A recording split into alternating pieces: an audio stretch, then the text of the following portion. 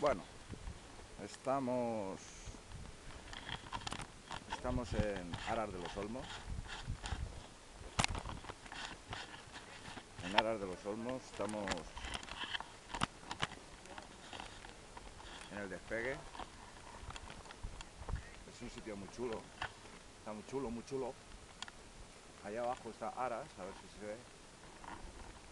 Allá abajo está Aras.